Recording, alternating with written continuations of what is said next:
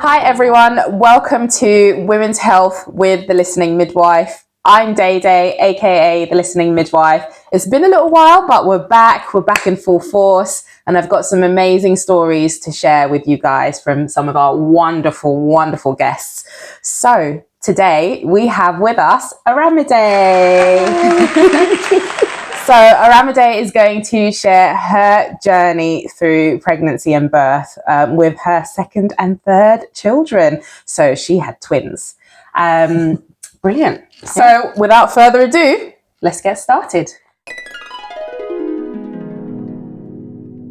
So Aramide, we're going to talk today about twin pregnancy and the reality of having two babies at once, which sounds like a lot to me because like even one at a time is a bit intense, but let's do it. Okay, so tell us a little bit about yourself and your background. So yeah, as Day Day said, my name's Aramide. I'm 31 years old and So young. I'm a midwife by profession as well.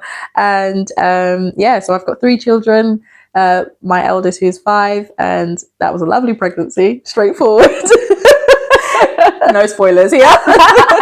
And then my second pregnancy, but which was my second and third, were twins. So following the pregnancy and the birth of the twins, unfortunately I suffered some trauma, which has sort of led to some disabilities in myself. And so currently right now I am not practicing as a midwife, like clinically, but just recovering in my health mentally and physically and being a full-time mum. Amazing. Okay. Fab. So tell me then, so you say your son's 5 years old. What's his name? Ezekiel. So he's 5 years old. So that was what, like 2020? Yeah, 2020. Yeah. And then so the twins were born. What are their names? So Naraya Rose and Elijah Jacob. Lovely. Yeah. Okay.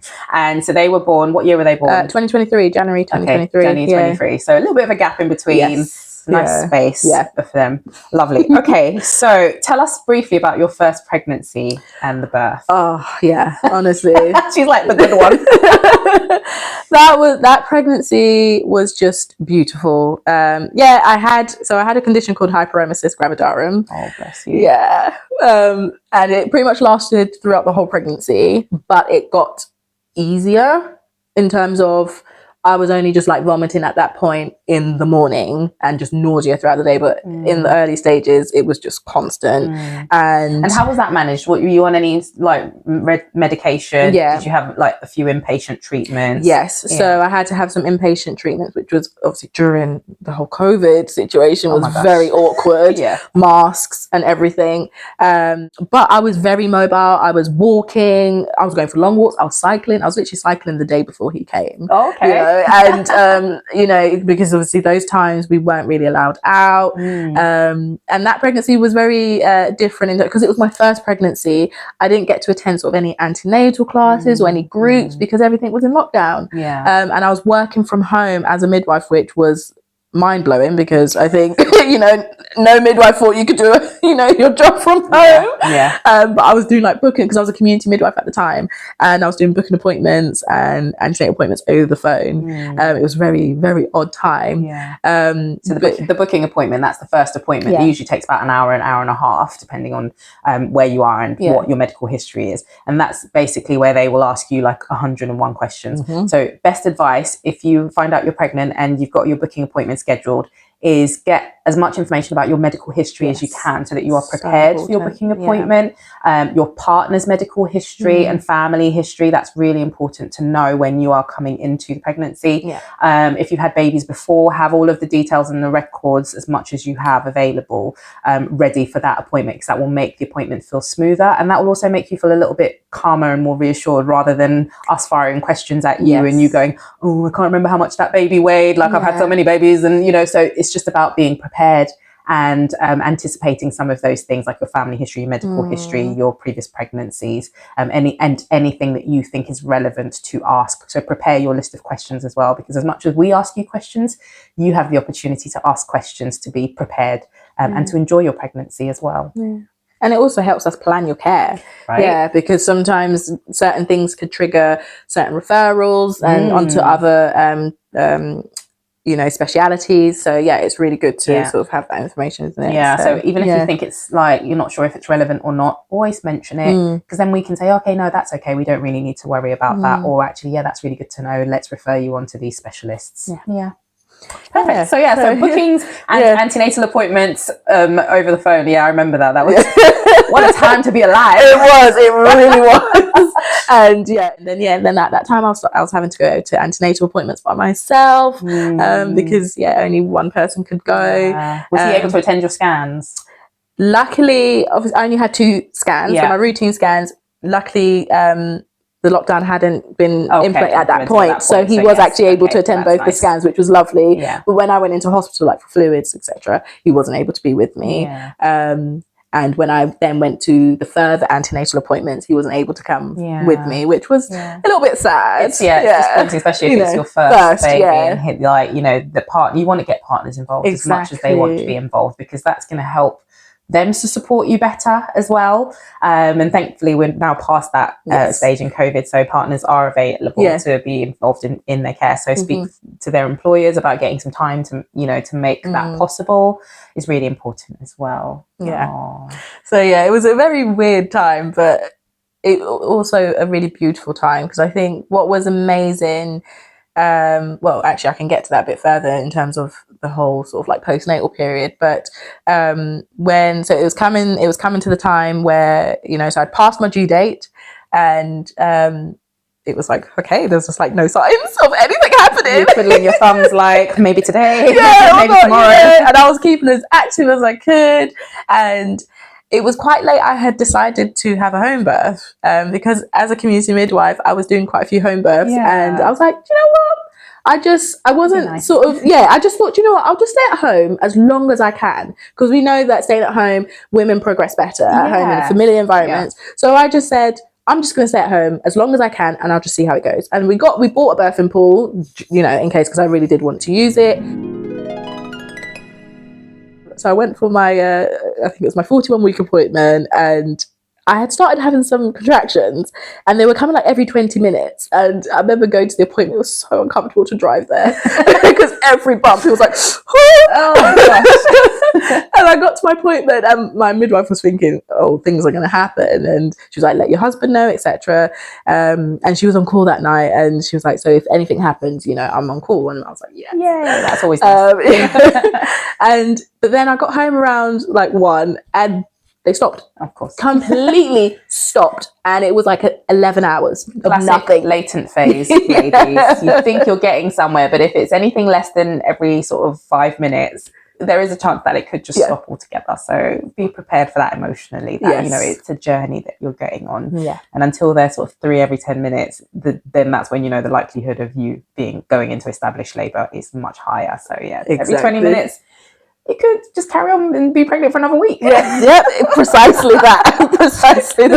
And it was just, and I slept. I literally just slept the whole like rest of the day. And actually, I remember because I think you messaged me, and yes, you did. And the most important advice, and I tell that to women now, you were just like, rest when the contractions aren't there. Just rest. You don't have to do anything. I'm quite useful, you know, ladies. Just remember that. Like, you know, I could be in your corner. I didn't even remember that.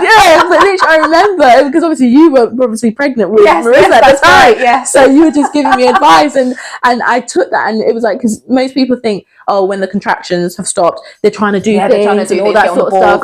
Doing all of this. There's a time for that. And you literally just said, rest. And I was like, do you know what? Yeah, I'm just gonna rest. So I slept the rest of that day, and then in the evening, so my husband was watching the football match, it finished, and we went up to bed around, it was like 11, and I was feeling uncomfortable, but I wasn't having pain. I was just like, I just can't quite get comfortable, and I tried to get into bed, and I literally went down. I was like, okay, so that's not gonna happen. So I went to go stand in the shower, and I was like, oh, this is just really uncomfortable. Like, I just don't know what's happening. So I went into the spare room, laid down, and then the contractions every 2 minutes.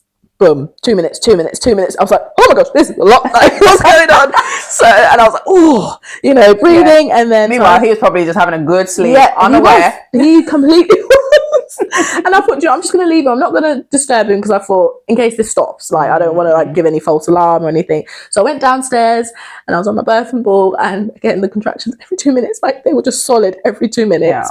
And I was just like, okay. So I called him up from upstairs. I was just like, the contractions are coming like really regularly, like they're becoming painful. Yeah, because I was like, I'm not walking back upstairs. Like, it was so painful. And so he came downstairs, and I was like, I'm in an RN, like, do I need to call the midwives? And because as a midwife, I worked in triage, so I was like, I was going through the triage conversation in my head, and I was just like, how often are they coming? Have you had any other bleeding or losses? Exactly, crib sheet. Exactly. But my basis was like, if I can hold a conversation with the midwife, then I know that I'm all right. Yeah. And so I called them, and I just told them my name, and I had to give the phone over to Ben, my husband. That was it. And I couldn't hold any more conversation. So that was like around 2 o'clock in the morning, like 1:30, 2 o'clock. And the midwife came within like sort of like 15, 20 minutes. Amazing. Which was, amazing. And then she assessed me. And I remember I said to her, I was like, if I'm not in established labour, I'm going into hospital for an epidural, because this, oh my gosh, it's like we had the exact same home birth experience. It was just like, because I was thinking, if this is early labour, then I can't do this. Like, and I was just like, no. And then she examined me, and I was 7 centimeters, and it was like, oh, okay. I was like, I can do this then. I can do this. And then they ran the pool, and I got in, and it was heaven. I know when I got in. And I was so lopsided in the pool, but it was so comfortable. I was like on the edge, like they're like, Aramide, try and move in, and I was like, no, this is I'm in my space. I'm in my zone. Literally, this is perfect. And then like 4 hours later, I then delivered. It was the most amazing thing about it was, so as a midwife, obviously this was my first baby, so I hadn't had an experience of birth.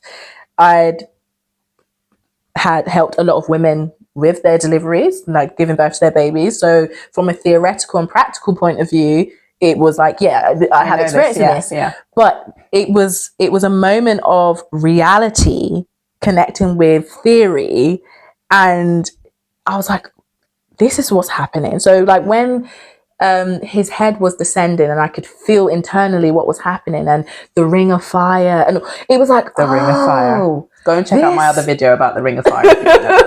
It was like, so this is what this feels like. And when I could feel like it, at one point it felt like my waters were about to go.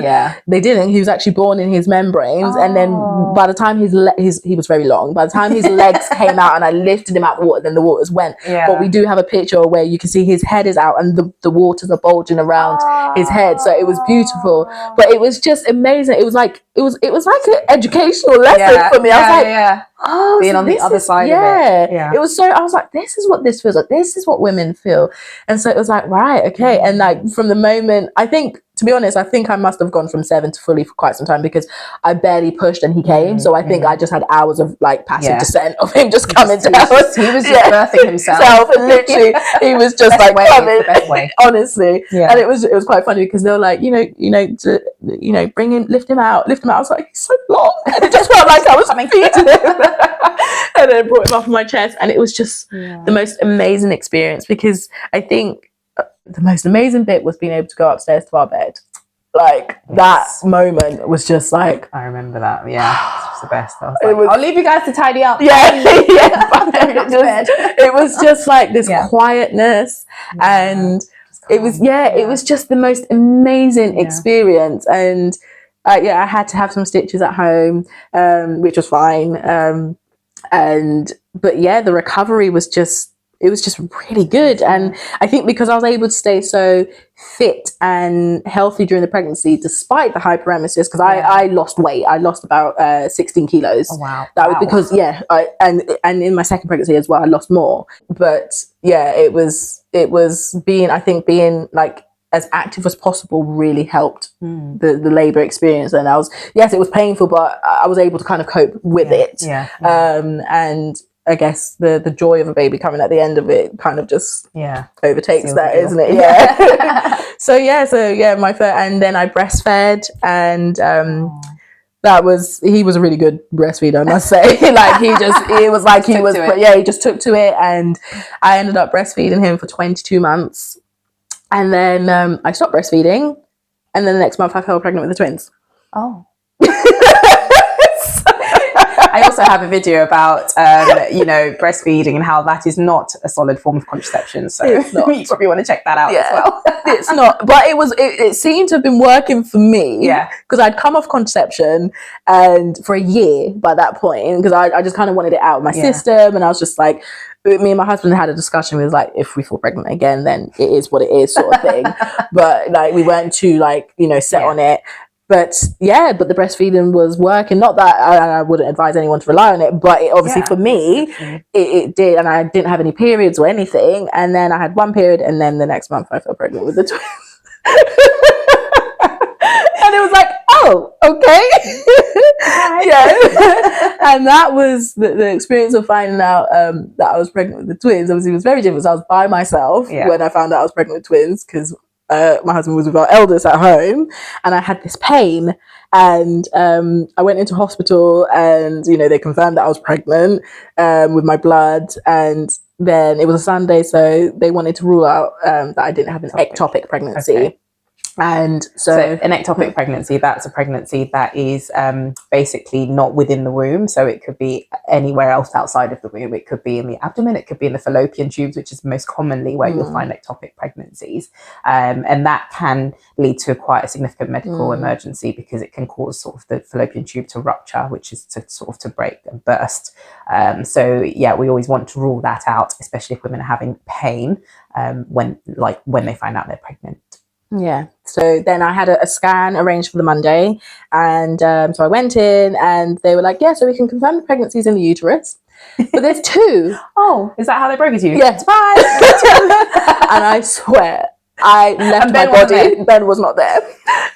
I left my body, so I could see the room. I could see myself lying on the bed, and I could see the room, and I was just like, say what? And it was though there is a family history of twins in my family.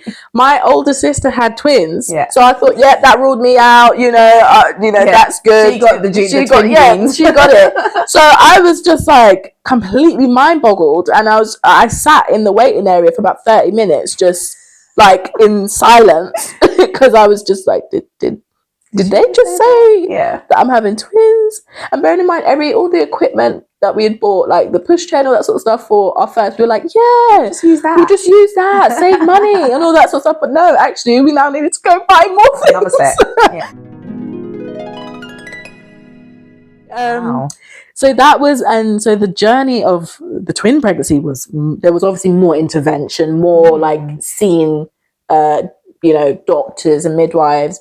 Whereas the first pregnancy, it was just routine appointments, 2 scans. Midwives, midwife-led care. Exactly. Yeah. So with twin pregnancies, I advise you to, if you haven't seen the video about twin pregnancies that I did with my colleague who's a specialist twin pregnancy midwife or multiple pregnancy midwife, then do go and check that out, because we go into a lot of details from kind of the clinical perspective of 2 specialist midwives talking together.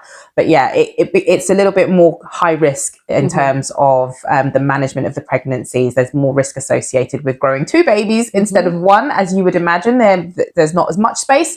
So, and it depends on the type of twin pregnancy as well. That can dictate how often you need to have scans during your pregnancy and how frequently you need to be seen by the obstetricians, and that can influence the timing of the birth of the babies as well. So it's a lot more intensive than a singleton pregnancy. Yeah. So what type of twins? I had DCDA twins. So that's dichorionic diamniotic twins, and that basically in its simplest form means 2 babies with 2 separate placentas and 2 separate sacs. So they're both in their own sacs, and that they can be identical.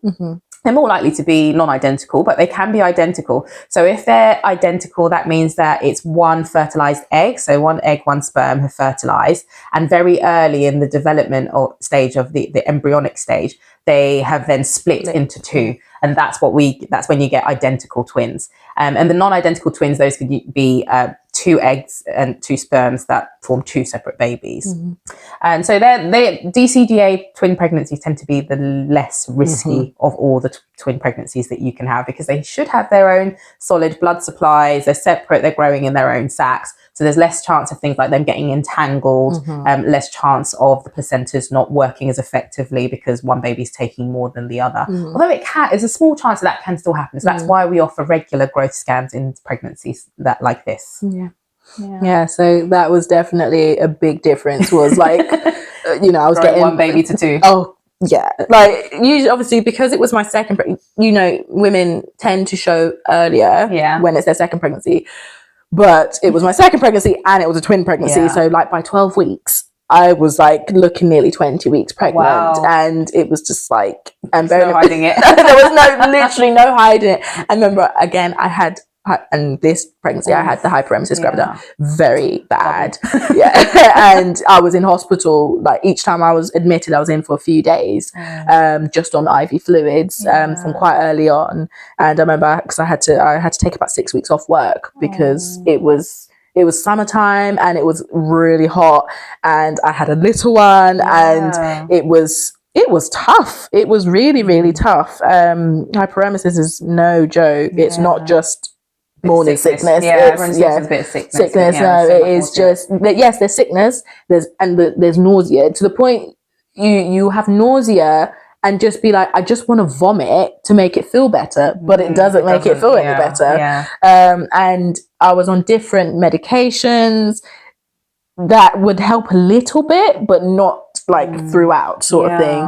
And I remember trying everything that I tried with my first pregnancy to see if it helped. No, it just didn't. It just didn't. So it was just, I just had to take each day as it came. And again, as I said, I was just losing weight, and the weight was a bit more rapid in this pregnancy. And then I also then got gestational diabetes, which is in this pregnancy, in twin pregnancies. So just more strain on your body. So all of the systems are strained, and that can increase your risk of developing sort of complications such as preeclampsia and gestational diabetes. So yeah, we do screen for all these things, you know, in twin pregnancies. As well. The weight of the pregnancy was a big difference. A really big difference. Obviously, by the time I was 20 weeks, I remember like comparing a picture at when I was about 38 weeks with my first, and I very much looked very similar. And I was like, wow, we're only halfway. Wow. And so it was a very big difference. Obviously, I was having regular scans. I was seeing obviously the multiple pregnancy consultant, then also the diabetes consultant. It was just loads of appointments, loads of scans, and I also had to have a cervical scan as well, because of the increased risk of preterm labor with the twin pregnancy. So they had to make sure that I wasn't going to preterm labor. That's really good actually, because that's fairly new. That's fairly recently implemented in the last couple of years, which is why Aramide is talking about it. So normally, as we know, most twin pregnancies, there's a higher chance of them delivering prematurely. And so we always want to kind of exclude as much as we can any risk factors that can increase that chance. And we try to get them as close to term as possible, depending on the type of twin pregnancy. And so, offering a cervical length scan, which is an internal transvaginal scan to measure the length of the cervix, usually around sort of anytime from 16 weeks, mid-pregnancy, to see how the cervix is functioning, helps us to have a level of reassurance that the risk of preterm labor and birth is not significantly higher because the cervix is short. So it's good that they were able to offer that, and you know, it provides a level of reassurance. Yes, that was very reassuring. So it was just, there was just a lot of appointments, etc. You've just seen a lot of healthcare professionals, basically. Exactly.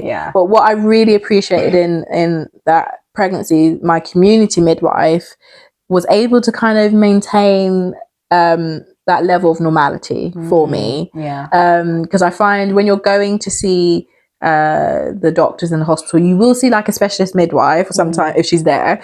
Sometimes they're caught up with other things, but it's a very short like appointment that they'll just check your blood pressure, check your urine, ask how baby's movements are, and then you go see the doctor. There's like and that's it. Though the community midwife appointments, they're still doing the same things, but I just feel like there's just a bit more time to kind of just talk, and you know, even talking about things like bonding and what are your plans. The basics of midwifery care is covered by the community midwife, exactly. Whereas like the specialist midwife is more focused on the specialty, which is the babies and the multiple, and, you know, the pregnancy, the scans, all of that kind of thing, supporting the obstetric staff. So yeah, it's really important. I do say to women, like, if you've got twins, you will be seeing the hospital staff a lot more frequently. But actually, you know, once babies are here and all of that, it's your community midwife. So establishing a rapport, even if it's later on in the pregnancy, is really valuable in helping kind of maintain that relationship and trust, building trust, so that when she does come to see you after the babies are born, you know, there's already a relationship there, and it makes the process of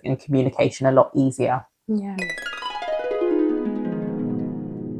The next question I want to ask you is sort of, what were the potential complications that you were warned about, and, you know, how were you prepared for that in a twin pregnancy? So what we kind of mentioned before about the risk of preterm labor, so having the cervical length scan was reassuring. Obviously there was like, it's a 50% chance that you could go into preterm labor, which it was just like, okay, you know, and that can happen at any point. And ultimately, because your uterus thinks, with the twin pregnancy, your uterus thinks it's a lot further along, when actually it's not. That's why that you could for going into preterm labor. So it was just, I remember with that, you know, we had things ready, like more prepared, even though ready earlier, much earlier, twin pregnancy. Exactly, having the bag ready earlier, making sure, even though if they had arrived that early, they wouldn't have been coming home necessarily, but we just wanted to make sure that everything was ready. And it helps with your mental preparation as well, doesn't it? Exactly. And with that, were you offered a tour of the neonatal unit? Did you get a chance to speak with the neonatal doctors about, you know, risk of prematurity, or was it, because sometimes they offer that, sometimes they don't, and it's just I wasn't necessarily offered a tour. I guess, because the hospital I was at, I think they only take from 34 weeks anyway. But I wasn't offered a tour, but I was able to kind of ask questions, and they were able to sort of answer. But then also the kind of tricky bit of being a midwife and being pregnant, everyone just assumes you kind of know. And when you go to those appointments, I am not thinking in midwife brain. Like, I am probably the most, like, I don't want to say dumbest person, but as in, it's like, I just feel like I don't know a thing.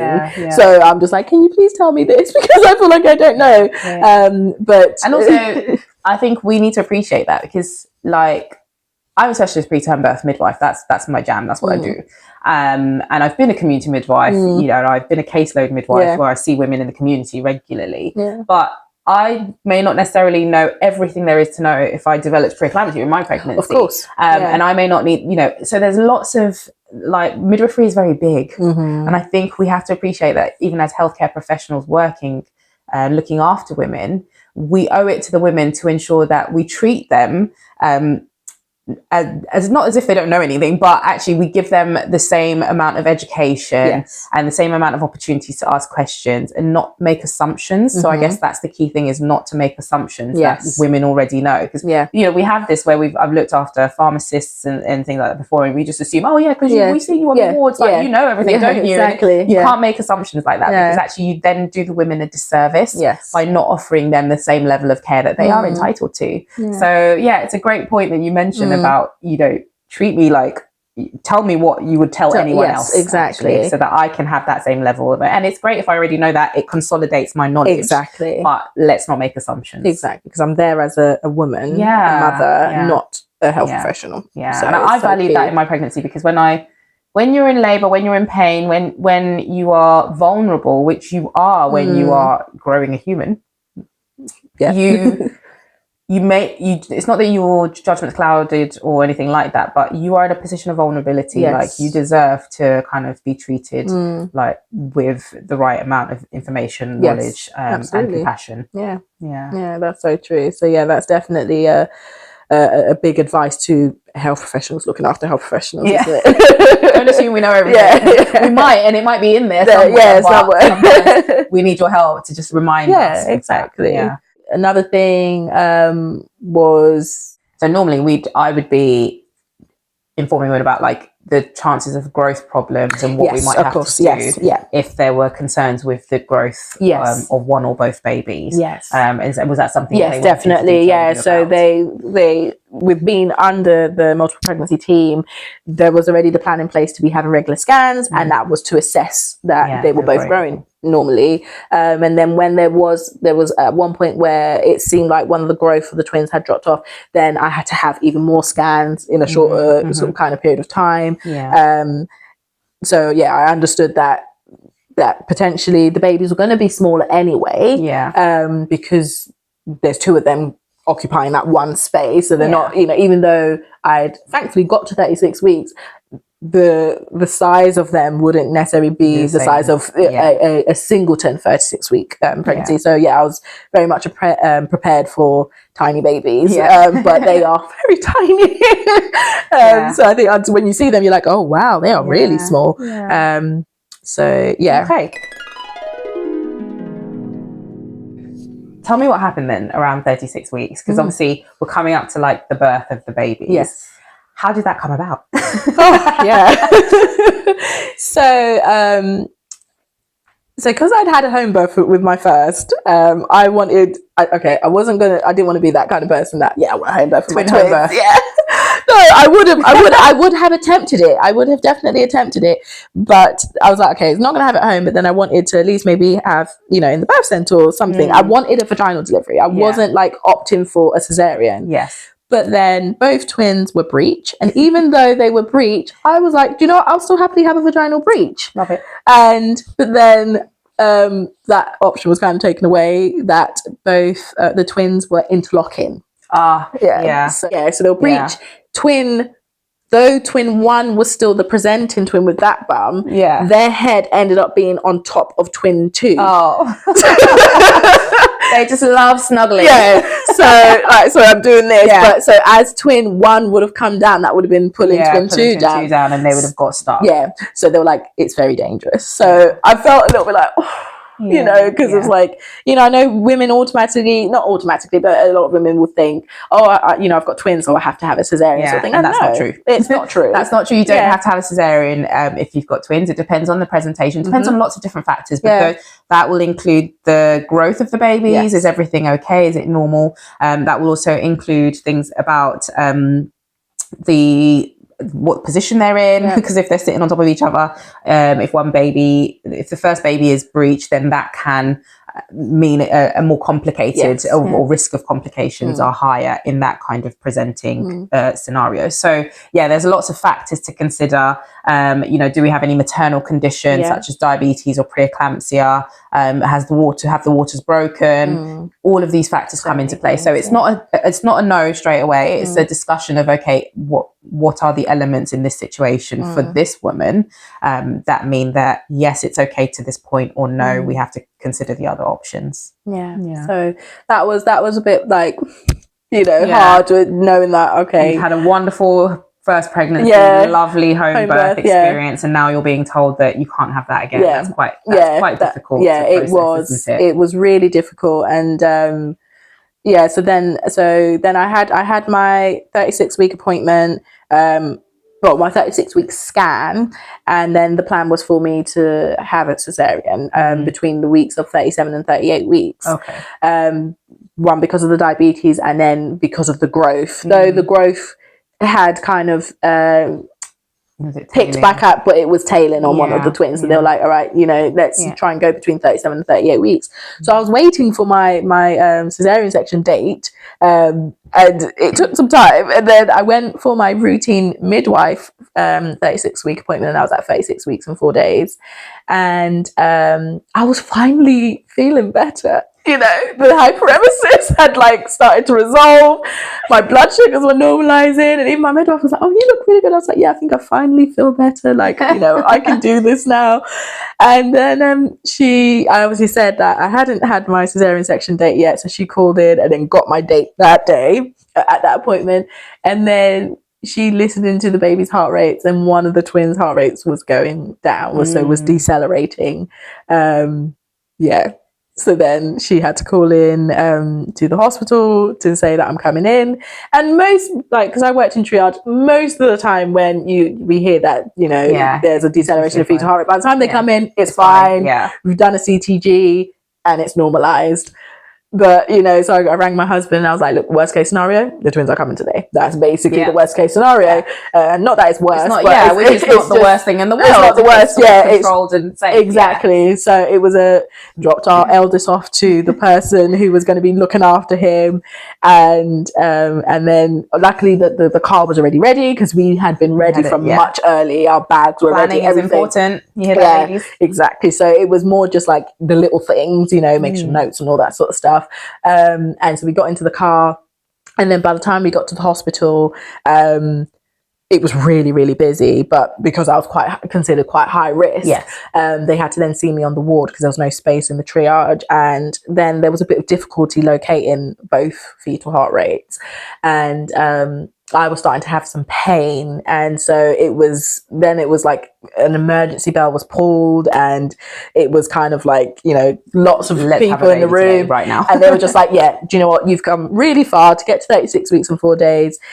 It just seems like, you know, things are wrapping up, so let's just get you get your babies out. And they took me to theatre, and then a whole series of events happened. That led to 2 beautiful babies being born. Yeah, and they were perfectly fine. Yeah, they came out in good condition.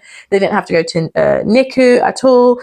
36 weeks, again, like you can still get some 36-week babies that have to go to NICU, but most of the time when they're past 36 weeks, if they're doing well and there's no other complications, they can stay with you. And normally what would happen is if they do need extra support from the neonatal team, they will be under what's called transitional care. So that will be usually where they are on the sort of the postnatal ward along with other mums and babies who've had their babies. But they will have a nurse from the neonatal unit who kind of comes to support with the care of the babies to do things like any blood sugars or blood tests that the baby needs. If they need antibiotics, they'll have a little cannula, little diddy cannula in their arm, and the neonatal nurse will be able to do that. And it's trying to kind of keep mums and babies together. So transitional care is a very big part of neonatal care and trying to support mums staying with babies rather than the babies going off to the neonatal unit to have all of those things done and causing a separation, which can be quite challenging for mums. So that was it. I was really happy to be able to keep have them with me or with us, which was nice. And obviously because I breastfed for 22 months, I was like, that's you know, I'm gonna do that. And it felt like it. I kind of got into the swing of things, but it was the tuck this one here, it was that one there, balance one with a pillow while you get. And that was what was tricky was, you know, when it was just one baby, it was just like, you know, that, but it was like, okay, one here, one there. And then, you know, some babies feed better in certain positions. So it was kind of learning like who fed better on what side, and and there was no offering the second breast. It was that's true. If you've got one baby, like feed until baby is full and then offer the second breast. They may take it or they may not. You're like, no, one each, guys. Yeah, that's it. That's all one and done. Yeah, sort of thing. So it was very. I remember like thinking, should I feed one at a time? Then I was like, no, because then one was unsettled, so it was like, okay, I'm gonna feed them both. Yeah, and it was like it took a lot of preparation. Like you'd have to make sure everything's there that you need. And because there's no getting up, like, you know, especially when they're that newborn.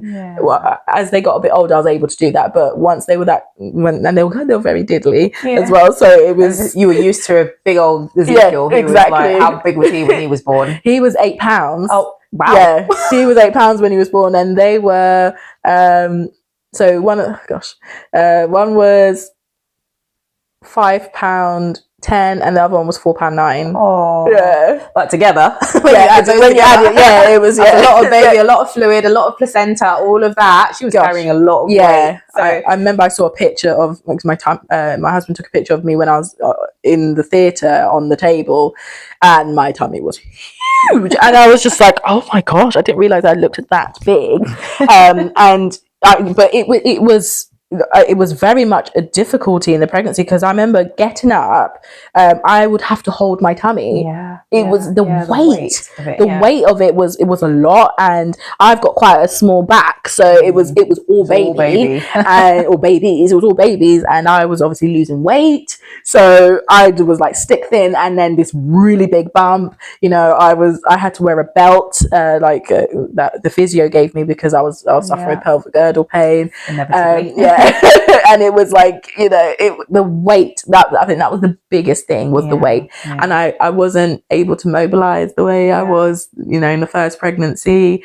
So you're post-caesarean, you had other complications with, you know, after the labour, that meant you needed to go back in for sort of retained products to be removed. So all of these kind of things, you're post-caesarean, lots of pain, other complications arising, trying to balance and feed 2 babies. That's a lot. And adjust to a life of going from 3 of us to 5 of us. That was big.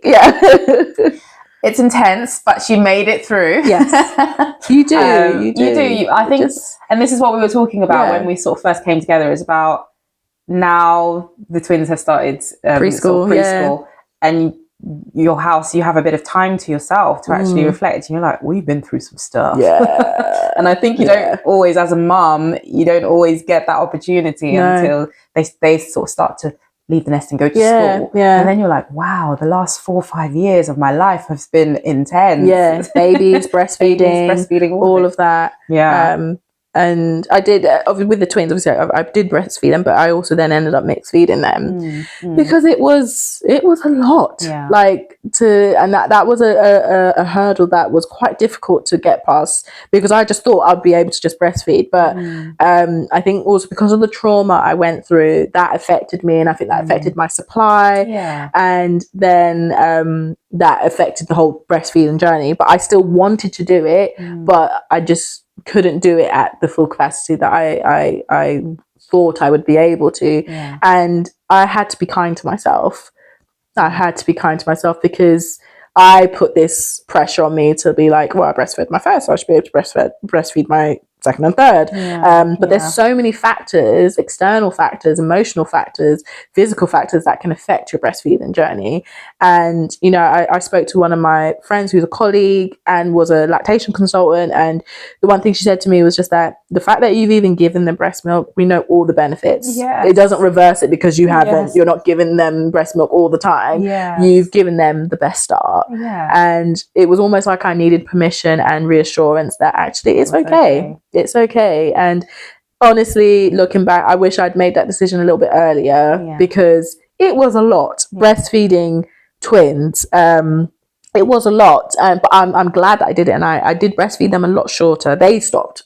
They stopped. One of the twins stopped at 8 months, and the other twin stopped at 9 months. That's amazing. Just like, I didn't breastfeed as long as I'm like 8, 9 months.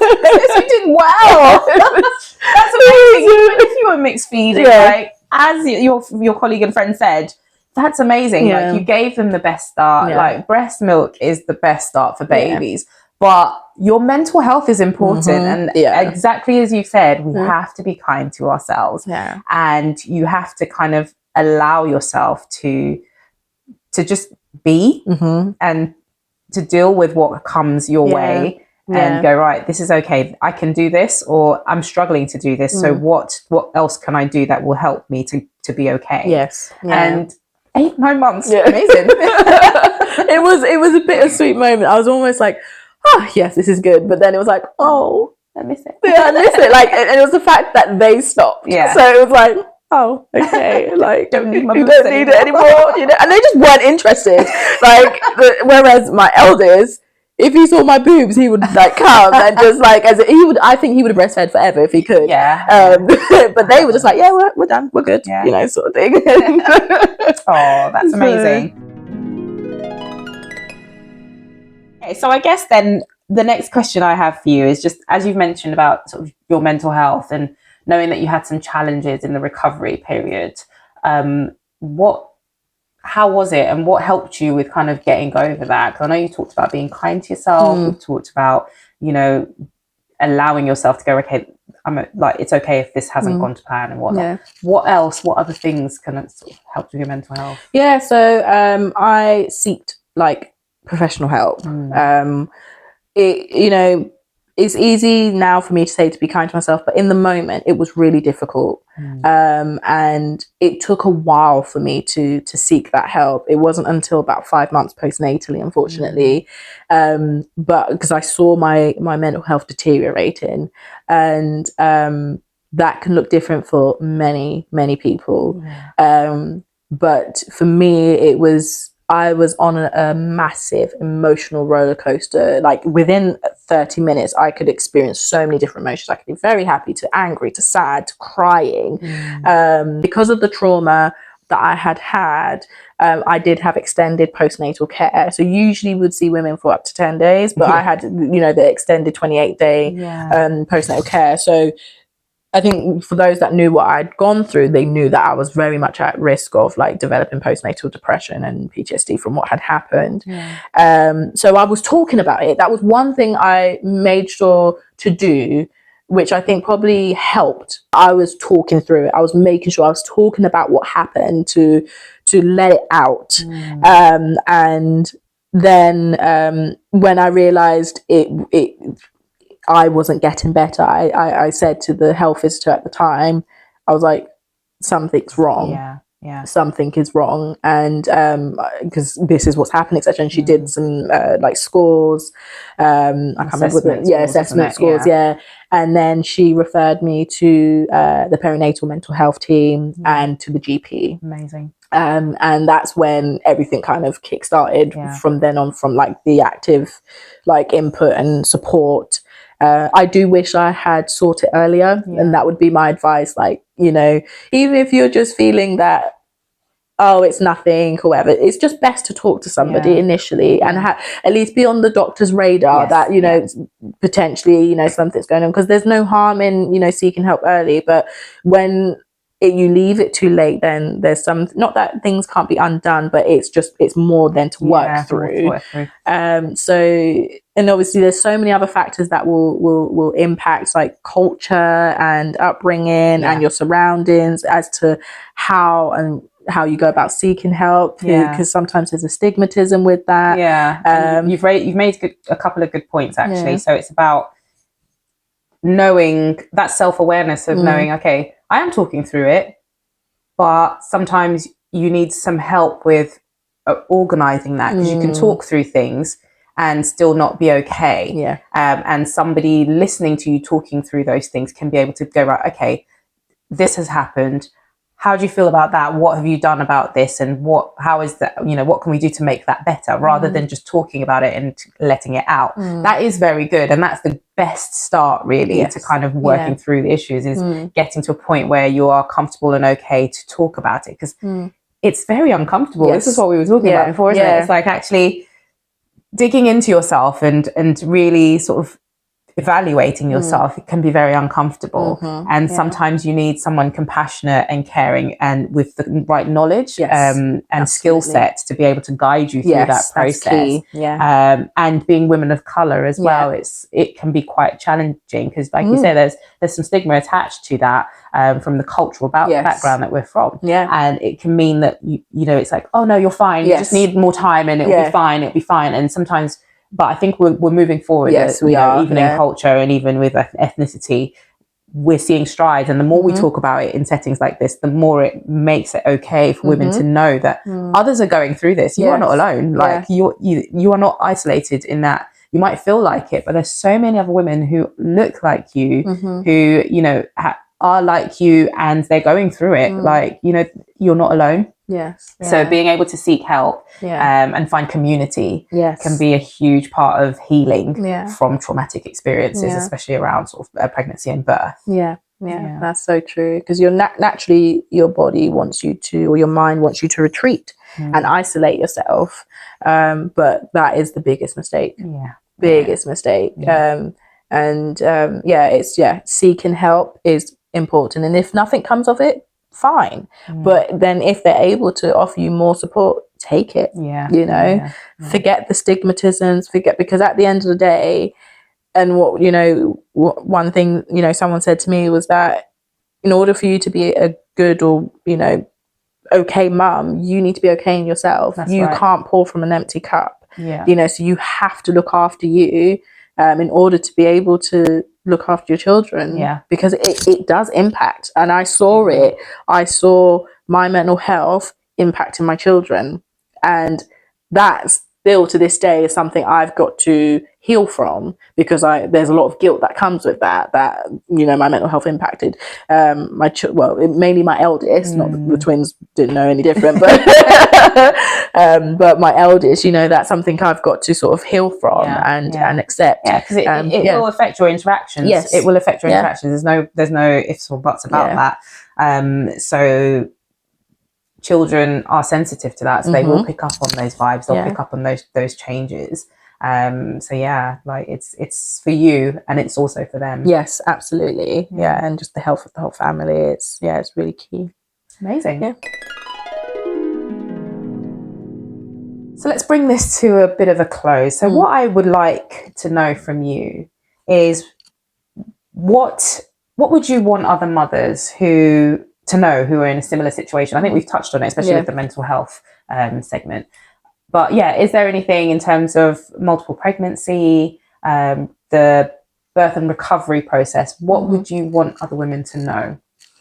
I think having a great support system. I know not everybody has family that can be around, but connect and not being afraid to connect and build that support system and ask for help, because you're gonna need it. Like there's no trying to boss it through and be like, yeah, I've got this. No, you need the help. Like with twins, you're literally doing everything twice over. Like it's literally you're buying everything twice over. You're doing it when you change a nappy, you change another nappy. When you're doing a feed, you're doing another feed. When you're changing one, you change it, and it's just everything twice over. And sometimes you're trying to do that at the same time, because actually two babies might want to feed at the same time. Yeah. They might need nappy change at the same time. They might be upset at the same time. So actually, which happens most of the time. It's pretty much the time.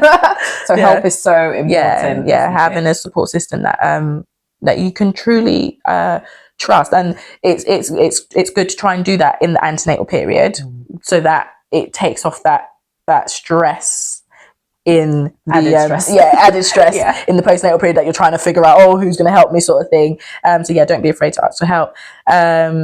Preparation, and being just being kind to yourself, being not setting your heart on a certain way of how you want things to go, but being open to variables and knowing that things can change and things can go a different way. So I think just being kind of a bit fluid in the process of the pregnancy and how everything's going to go, because things can change at any point. That's true. And I think, what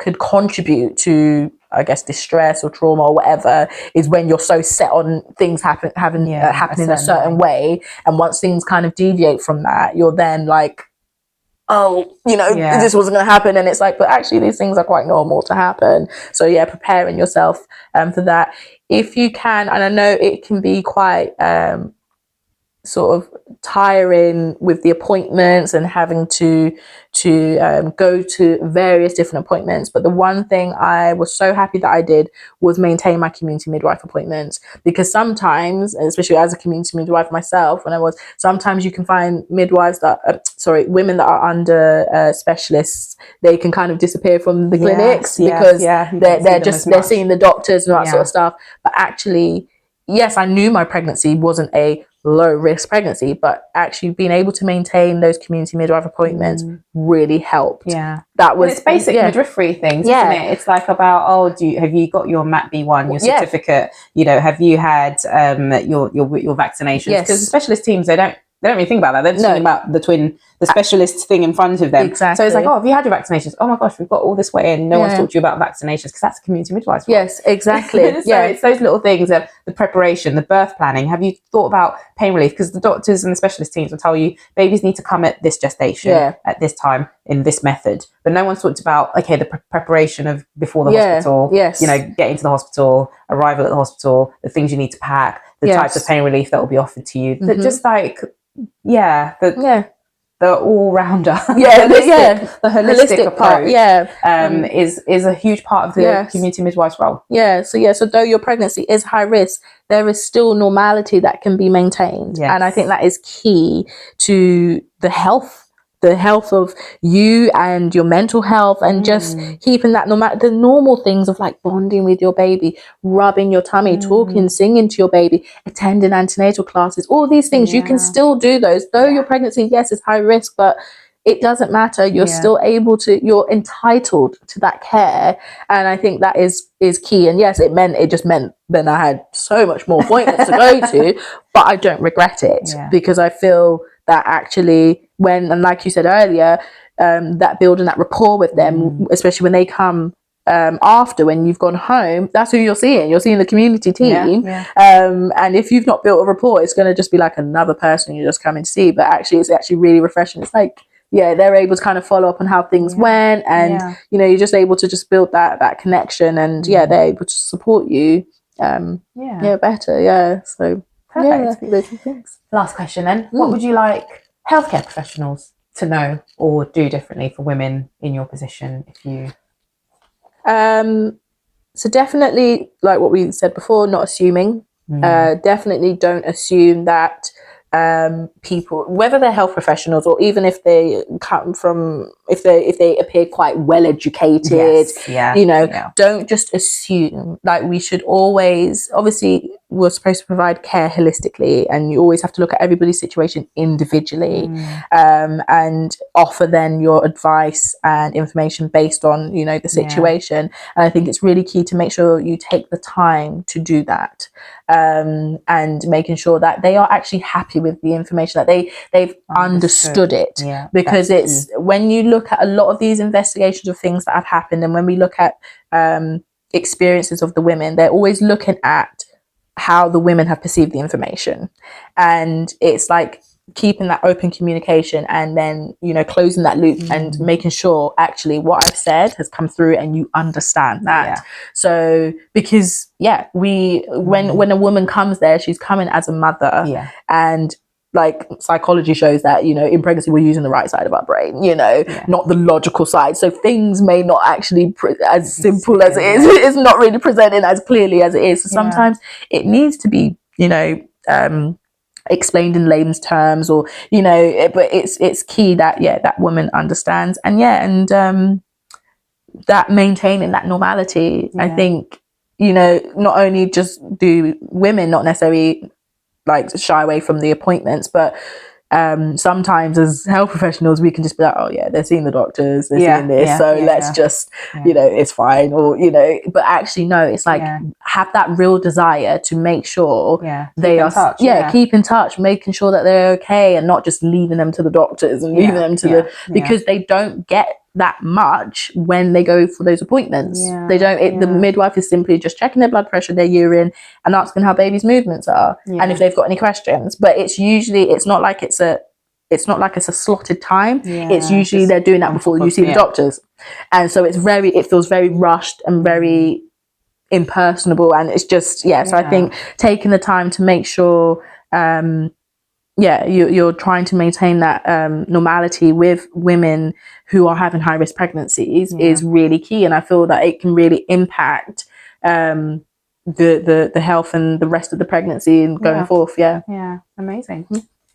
Well, I am blown away. That was amazing learning for me and just hearing your story, so thank you very much for sharing. Thank you. And I feel like all I have to say is, ladies, gentlemen, anyone who's watching this, if you are going through a twin pregnancy, then seek support, seek advice, seek help. Go to your community midwife, go to your obstetric team, but also go to Twins Trust and look for community support as well. And do check out the other video. As I say, my colleague Dion and I, we've gone through this in a bit more detail about what to expect and prematurity and things like that. So definitely lots and lots of knowledge that I will be sharing and have shared with you guys already. So thank you all for watching. Thank you so much, Aramide, for being a part of this. And like, subscribe, The Listening Midwife, lots of content out there for you. Thank you.